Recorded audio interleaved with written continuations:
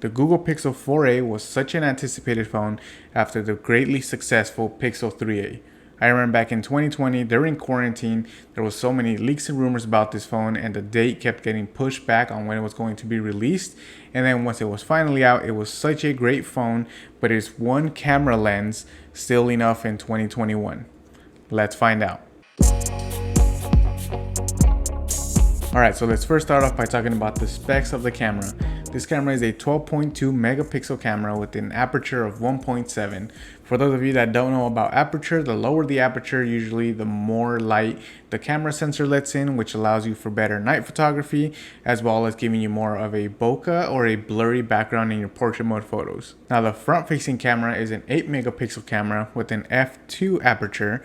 And I know that none of these cameras or neither of these cameras really boast the best features or the best specs, but honestly what Google has always had behind them was the software that they use in these cameras.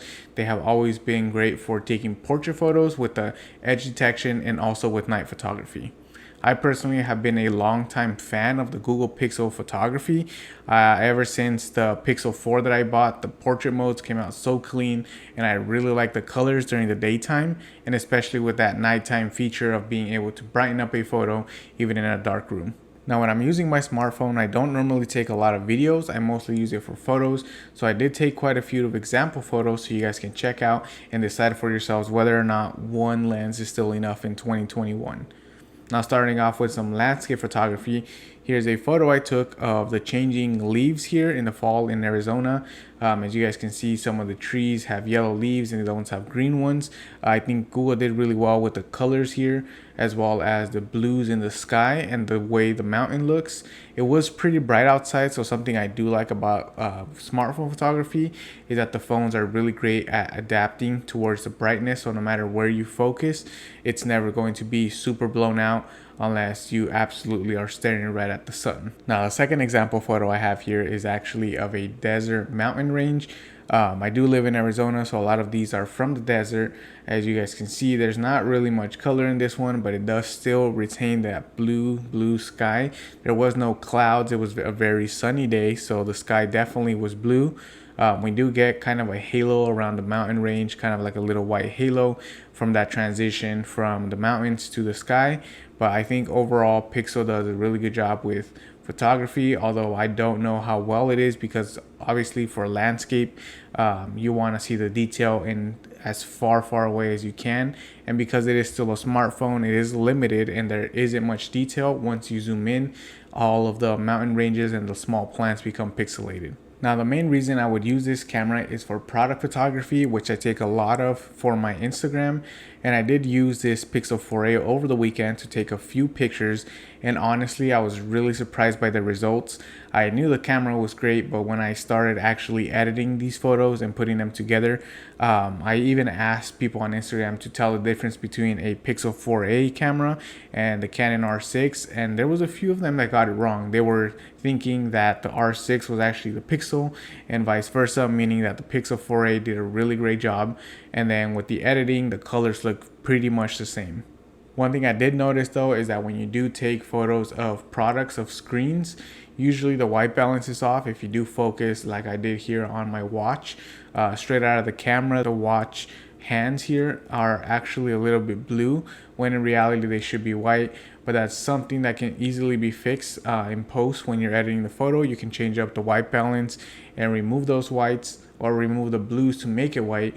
But like I said, if you're someone that likes to take just photos and take it straight out of the camera, there is going to be a slight blue hue when taking photos of screens rather than having a perfect white balance. Now here's another example photo that I took with the Pixel 4a, and here's a comparison to the Canon R6. This is a photo of the Logitech MX Anywhere 3 mouse, which I used to use, and as you guys can tell, both look pretty much the same. I really like that the Pixel 4a takes a closer up photo, but I also like that the Canon R6 takes the skin and they actually remove kind of, how do I say this? They remove the sharpness of it, so they smoothen out a little bit of the wrinkles, or I guess the creases in the skin, and they don't make it look as ashy and as dry as the Pixel 4a would straight out of the camera. But as you guys can tell, with some light editing, I was able to bring back some color into the photo, and it started to look more and more kind of like the R6. The portrait mode of the Pixel is also really great. I took a portrait mode of me holding up my watch up to the camera with my setup in the background, and as you can tell, the edge detection did a really great job at detecting exactly where my hand ended and then blurring out that background that I had on the table. Like I mentioned before, straight out of the camera, the watch did come out with a little bit slight blue hue on the watch itself, but again, I fixed this in post, turned the watch hands white, and it looks just the way I wanted it to, comparing it to the R6. The R6 does a better job at keeping that background blur a little more natural rather than just making a straight cut. But honestly, for someone that is just posting to Instagram and isn't going to be using it professionally, either to print or to sell their work, I think the Pixel 4a does a great job at making this look professional. Now, the camera I mainly shoot with is the Canon R6. I know I keep mentioning it. I use a 35mm f1.8 lens on it, and honestly, I think it's great and I think it takes awesome pictures. But like I said, if you're someone that just takes photos for Instagram or takes Snapchats or just wants to take photos to send to your family, the Pixel 4a definitely is a very competent camera, and I think it's worth to get it because it's a single camera and it's actually a relatively cheap phone because it is part of the A series and not the flagship series phones from Google. But because it is still a smartphone, there are some limitations to it, and the main limitation is the size of the sensor for when you take pictures. Like I mentioned with the landscape, if you zoom in, it will start to get pixelated. So if you are someone that likes to print your artwork and then post it on either a wall or try and sell it, this could be a problem once you blow up those pictures and try and print them, or you have to crop in into a picture, because then it's going to create a problem where your artwork just gets completely pixelated. Now for photo, there is a couple more features that are included in this phone. We have Photosphere, which takes kind of like a 3D photo of a scene. And I honestly don't see this being very useful to many people.